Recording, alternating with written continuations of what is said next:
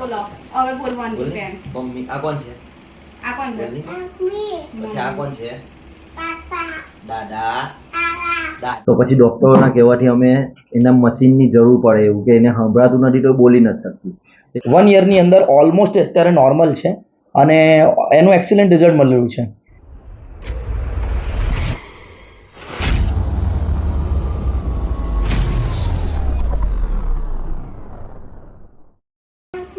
પછી આ કોણ છે? દાદા.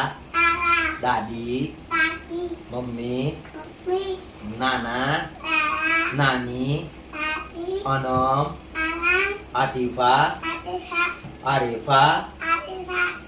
મુસ્કાન. ઇલિયાસ પપ્પા.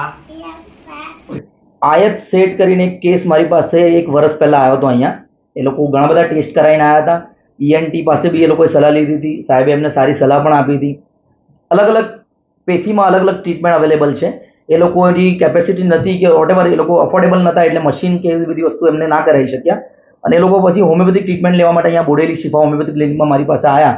આપણે એમને ટ્રીટમેન્ટ આપી અને એ છોકરી અત્યારે ઓલમોસ્ટ બધું બોલતી થઈ ગઈ છે, ચાલતી થઈ ગઈ છે, વોટેવર એ સાંભળી પણ શકે છે અને એને બધું જ ઓલમોસ્ટ નોર્મલ છે. એ આગળ ઇન્ટરવ્યુમાં બધું બતાવ્યું.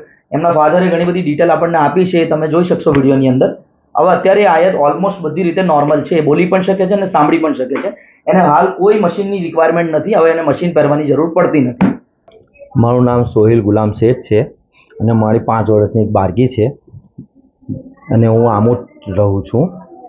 એમાં એવું છે કે મારી છોકરી 4 વર્ષ સુધી અમને કંઈ એવું હતું કે એ બોલતી હતી ના, તો અમને એમ થયું કે બોલતી થશે, પણ અમને જ્યારે ખબર પડી અમે ENT પાસે લઈ ગયા એને કે એને સંભળાતું નથી કે પછી એ કેમ બોલતી નથી. તો પછી અમે ENT પાસે ગયા તો ENT અમને એવું કીધું કે એનો બેરા ટેસ્ટ કરાવવો પડશે. તો અમે બેરા ટેસ્ટ કરાવવા માટે ગયા તો બેરા ટેસ્ટની અંદર અમને ખબર પડ્યું કે એનું હિયરિંગ લોસ છે, ટોટલી 90% ડિસેબલ આવેલું. તો અમને એવું થયું કે હવે તો ડૉક્ટર લોકોએ એને મશીન પહેરાવવાની સલાહ આપી. તો અમે મશીનની એ જોગવાઈ ના થઈ હતી પછી અમે ઘરે જતા આવ્યા. પછી અમે જરાક આજુબાજુના લોકોને વાત કરી તો અમને ખબર પડ્યું કે એની હોમિયોપેથિક દવા કરીએ. તો અમને હોમિયોપેથિક દવાના જે ઇસ્માઇલ ખત્રી ડૉક્ટર કરીને હતા તે અમને જાણ મળી. તો બોરેલી એમનું એ હતું તો અમે બોરેલી આવ્યા. તેમને અમે આ વાતચીત એ રીતે કરી તો એમણે મને એવું કીધું કે કંઈ વાંધો નહીં, બેફિકર રહો, આપણે એની દવા કરીએ. તો એટલું અમને આશ્વાસન મળ્યું કે ચાલો કોઈ ડૉક્ટરે તો દવા કરી, કેમ કે ENT ડૉક્ટરોએ તો મને સલાહ એ જ આપી દીધી કે એને મશીન પહેરાવવું પડશે. તો મને જરાક સ્ટ્રેસ વધી ગયો હતો. તો અમે ડૉક્ટર ઇસ્માઇલ ખત્રીની પાસે હોમિયોપેથિકની દવા લેવા આવ્યા.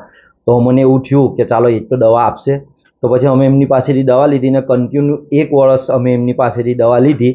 તો અમને અલ્હમ્દુલિલ્લાહ એટલું સારું રિઝલ્ટ મળ્યું. અમે ત્યાર પછી પાછા ENT ડૉક્ટર પાસેથી એનો જે બેરા રેટનો રિપોર્ટ લઈને પાછો ફરીથી કરાવવા ગયા. તો અમને એની અંદર જે 90% ડિસેબલ હતું એનાથી અડધું કરીને 40% પર આવીને એનું ડિસેબિલિટી આવી ગઈ. તો એનાથી મારી છોકરીને સંભળાતું થઈ ગયું. જે સાંભળતી હતી જ ના બિલકુલ, તો હવે સાંભળતી થઈ ગઈ. તો એટલું સાંભળતી થઈ ગઈ કે મમ્મી પપ્પા દાદા દાદી બધો બોલે જ, બધાને ઓળખે જ બી, 1 to 10 બી બોલે જ, સ્કૂલ બી જાય. સ્કૂલની અંદર બિલકુલ નોર્મલ એક્ટિવિટી બી થઈ ગઈ. જે પહેલાં એની એક્ટિવિટી કશી ના હતી, બિલકુલ નાનું બાળક જેવું સ્કૂલમાં બેસી રહેતી હતી, પણ હવે બિલકુલ પરફેક્ટ એક્ટિવિટીવાળી થઈ ગઈ છે.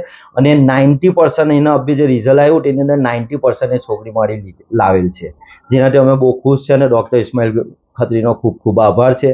ને અમે જો એવું કોઈ બાળક હશે તો અમે બીજાને ઇત્તલા કરવા માંગીએ છીએ કે ડૉક્ટર ઇસ્માઇલ ખત્રીની દવા બિલકુલ સારી છે, જે હોમિયોપેથિક કરી રહેલા છે.